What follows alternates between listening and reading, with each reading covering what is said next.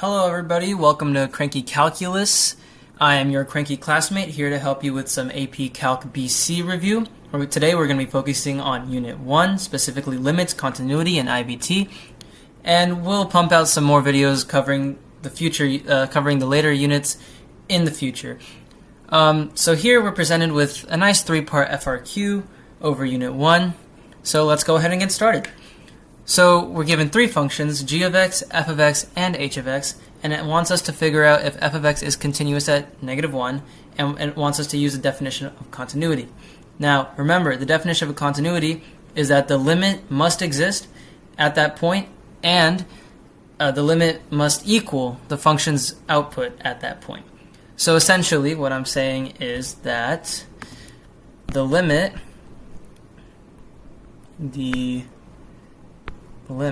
as x approaches -1 of f of x has to be equal to f of -1.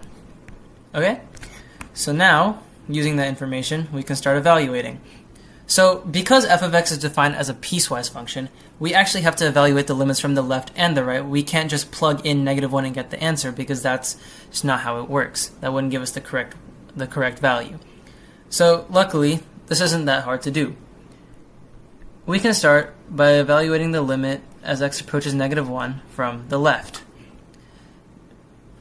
Now, we see in our function that when x is less than -1, the function is equal to 1. So this is basically just the limit as x approaches -1 from the left of 1, which, believe it or not, is equal to 1. So now, we can use the same method to evaluate the limit from the right. And this time it's a little bit more complicated, because we see as x is greater than or equal to, or when x is greater than or equal to -1, the function f of x is equal to g of x. But luckily they give us g of x right here, so we don't have to do any kind of solving. We can just plug in -1. So I'm just going to write g of x down here.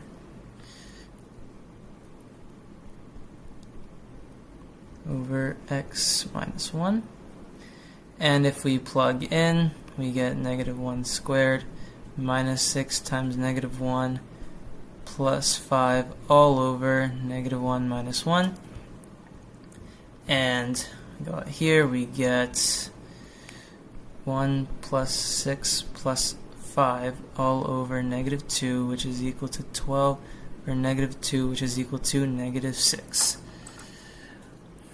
So, as we can see, the limit from the left and the right do not equal each other, so we can say no. The limit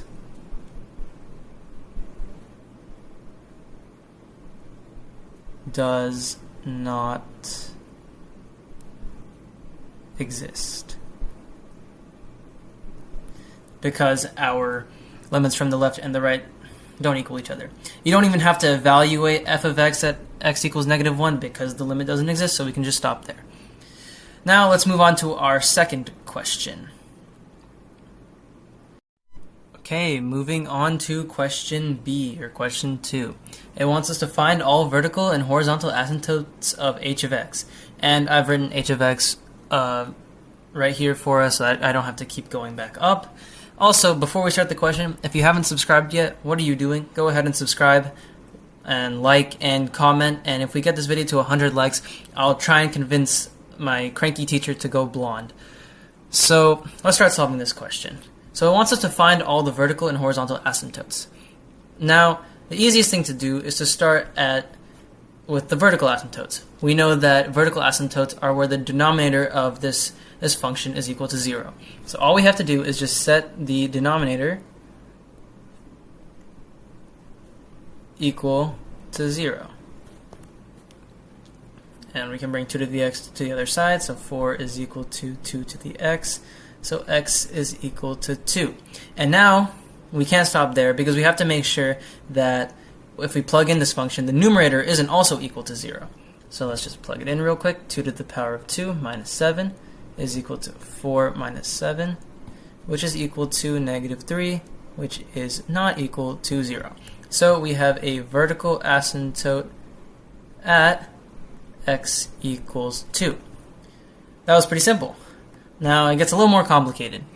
We have to find the horizontal asymptotes. Now, horizontal asymptotes, remember your limit definition of a horizontal asymptote. As x approaches infinity, your function will approach some value a. So all we have to do is just take the limit as x approaches infinity and negative infinity. Let's start with infinity. So the limit as x approaches infinity of 2 to the x minus 7 over 4 minus 2x. Now the easiest way to do this, because if we just plug in infinity, we're going to get some interesting numbers. Hang on, I messed that up. 2x. Like I was saying before, if we just plug in infinity, it's going to mess us up. So the easiest way to do this is actually to take the largest growing term on the top and the largest growing term on the bottom, and just eliminate all the other ones. So here, the largest growing term on the top would be 2 to the x. The largest growing term on the bottom would be your negative 2 to the x, right here, because exponentials grow faster than just constants, which is what 4 and negative 7 are. So now we can rewrite this limit as x approaches infinity of 2 to the x over negative 2 to the x, and we can cancel out these 2 to the x's, and we'll just get the limit as x approaches infinity of negative 1, which is just equal to negative 1. Now, let's do it for negative infinity. Limit as x approaches negative infinity of 2 to the x minus 7 over 4 minus 2 to the x. Excuse my bad handwriting, I'm a bit cranky right now. So same thing here, we want the fastest growing term on the top and the fastest growing term on the bottom. However, because we're going to negative infinity, these, the exponential functions that we had before are actually going to zero out. Meaning that we can rewrite this limit as the limit as x approaches infinity of negative 7 over 4, which is just negative 7 over 4. So now, after all that work, we can write it over here that we have horizontal asymptotes at x equals negative 1 and negative 7 over 4. Let's move on to part C. Okay, part C of the FRQ, guys. We are almost there. We're almost done. Let's get this done. Let's go. It wants us to show that there is a value x equals c such that h of x is equal to x minus 3 in the interval from 0 to 1. Now, this looks like an intermediate value theorem, and if you think that, you are correct. It is an IVT problem. However, it wants to find where h of x is equal to another function instead of a number, and this might seem a little bit more complicated, but it's actually not, and I'll show you how. Basically, what we're going to do is take this function, x minus 3, and just bring it to the other side. Now, to do that, all we have to do is just subtract it.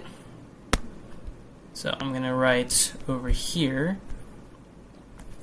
that h of x minus x minus 3 is equal to 0, right? Because we subtracted it. I'm going to go one step further and label this as j of x. So j of x equals h of x minus x minus 3. And now that we have a function that's equal to 0, we have j of x, which is equal to that function, which is equal to 0, we actually have a value for which we can use IVT. Now, remember, the first step in IVT is showing continuity.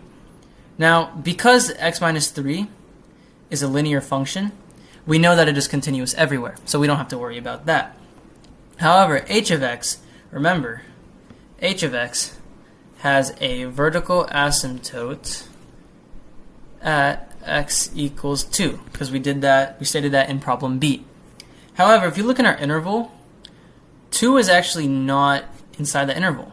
So we don't have to worry about that discontinuity because it's not inside our interval, and we know that h of x is continuous everywhere else, so we know that h of x is continuous between 0 and 1. Therefore, we know that j of x is continuous between 0 and 1. So let's go ahead and state this. J of x is continuous, and I abbreviated it, on 0, 1. You have to state that. That will earn you a point on the FRQ. Otherwise, or if you don't state that, you may not earn points. So make sure you say that. Now we did the first step. Let's go to the next step, which is essentially proving that our endpoints are not equal to each other. So this is just as simple as plugging in 0 and plugging in 1. So let's start with 0. So j of 0 is equal to h of 0 minus 0 minus 3. I just plugged in 0 to j of x. So this is equal to 2 to the 0 minus 7 over 4 minus 2 to the 0 plus 3. I just simplified what we had over here, or I guess over here. And this is equal to negative 6 on the top, because 2 to the power of 0 is 1, and 3 on the bottom, plus 3, which is equal to negative 2 plus 3, which is equal to 1. So we know that j of 0 is equal to 1. Let's evaluate our other endpoint, which is j of 1.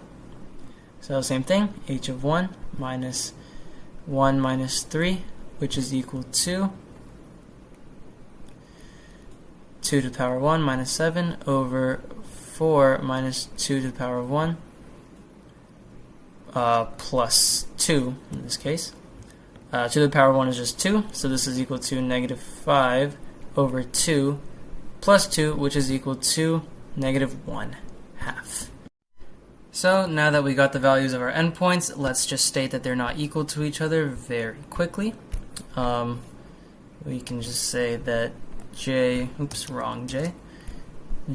of 0 is not equal to j of 1.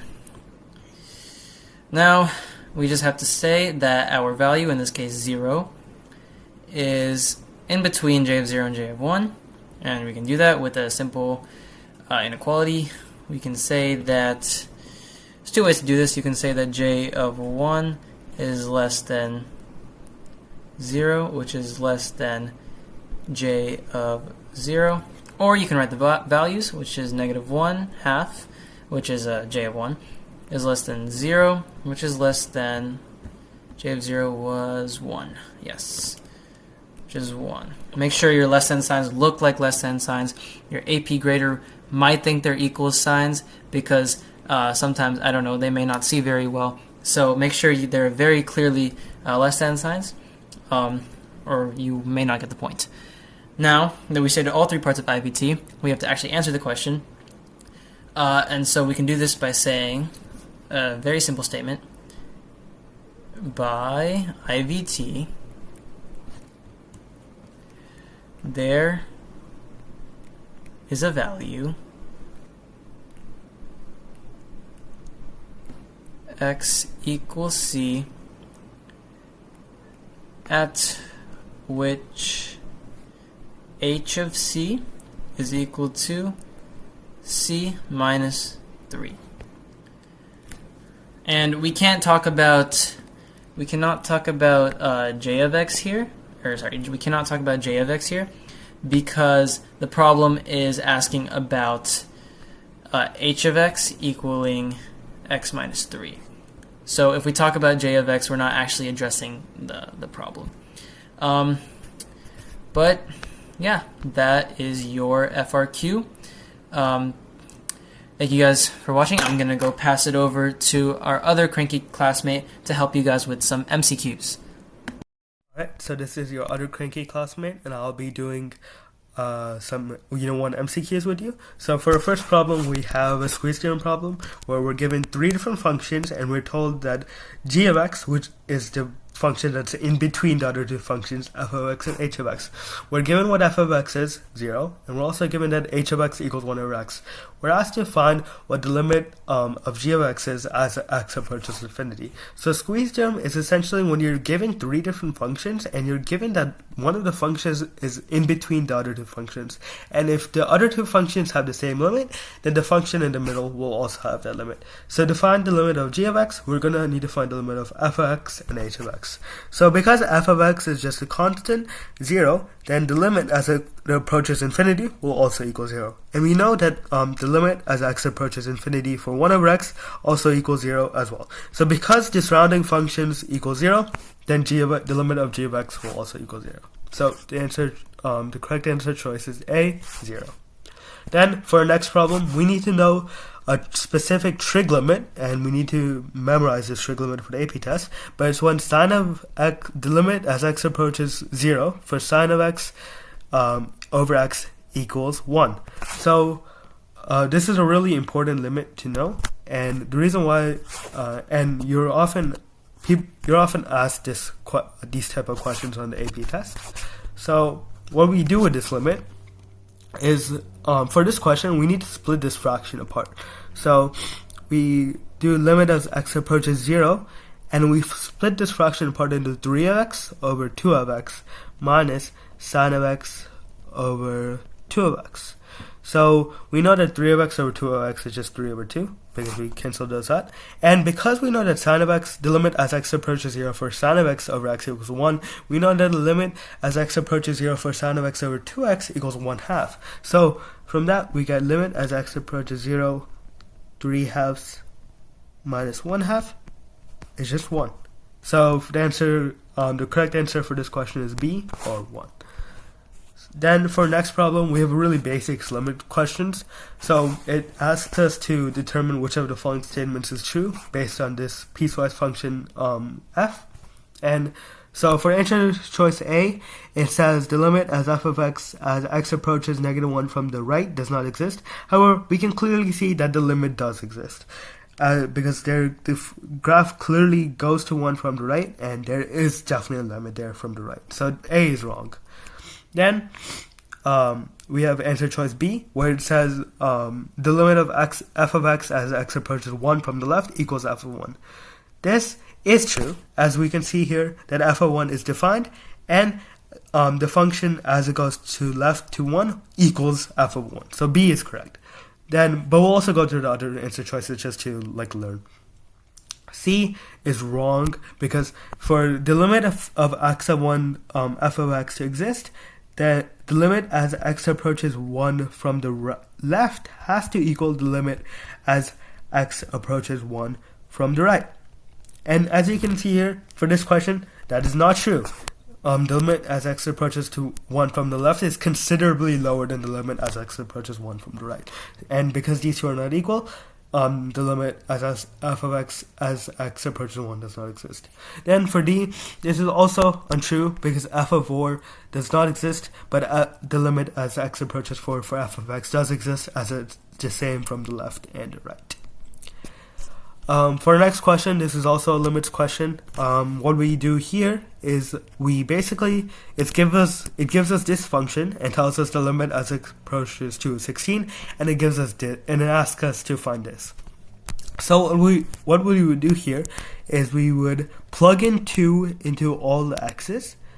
So you would get f of 2 squared minus 8f of 2 over -1, because 2 minus 3 equals -1, and then you get that equal to 16.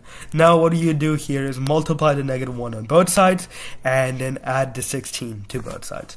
So you would get limit as x approaches 2, f of 2 squared minus 8 f of 2 plus 16. And then what you would do here is you would basically factor that out, and then you would get limit as x approaches 2 of f of 2 minus 4 squared. And then you get that equal to 0. My bad. You get that equal to 0. And basically what you do here is you just square root both sides. So then you would get limit as x approaches to f of 2 minus 4 equals 0, and then you just get limit as x approaches to f of 2 equals 4. So that's the answer for that question, B. For the next question, we have a really simple IVT question, and basically what it's asking is, so if f is continuous on the closed interval -2 and 1, and we have these selected values, for which of the following values of c must the equation f of x equals 2 have at least 2 solutions in the interval -2 and 1? So basically, here's a quick drawing of how this graph could possibly look at. So you'd have this, you would have 0, and then which is c, which we don't know, and you have 1 equals 3. So basically what it's asking is, the graph needs to go to 2 at 2 separate points. And the way it does that, it needs to go to 2, and it needs to go under 2, and then it needs to go above 2 for it to equal 2 times, right? So the answer for that could equal 1. So as 0 approaches c, it would be 1, because using IVT, if your endpoints are, if the function is continuous in this interval and the endpoints are the same, then f of c has to equal k at some point there. So because we want to go from 4 to 2 to 3 again, then we need to make sure that we go to 2 times, because we need to go, because it asks for 2 solutions. If we go to 2, for example, it might only go 1 time, and if it asks, if the answer is 3, then it would just go 4 to 3 to 3, and it would never go to 2. And if it goes from 4, it would just go 4 to 4 to 3 again. It would never, we don't know if it would go to 2. But this, having it go to 1 and being it continuous, guarantees that it goes to 2, because it would have to go under 2 at one point to reach 1, and it would have to go above 2 to reach 3. So the answer for this question is A, 1. And then for this last question here, it's a continuity question. Basically, all we do is we have to set these two functions equal to each other and plug 2 in, because we need to make sure that they're continuous at x equals 2. So we get 4 plus 2b equals square root of 9 minus b, and then that's just 4 plus 2b equals 3 minus b. Then we get 3b equals -1, and b equals -1 over 3. So the answer for this question is A, -1 over 3. That's it. Thank you for watching, and have a cranky day.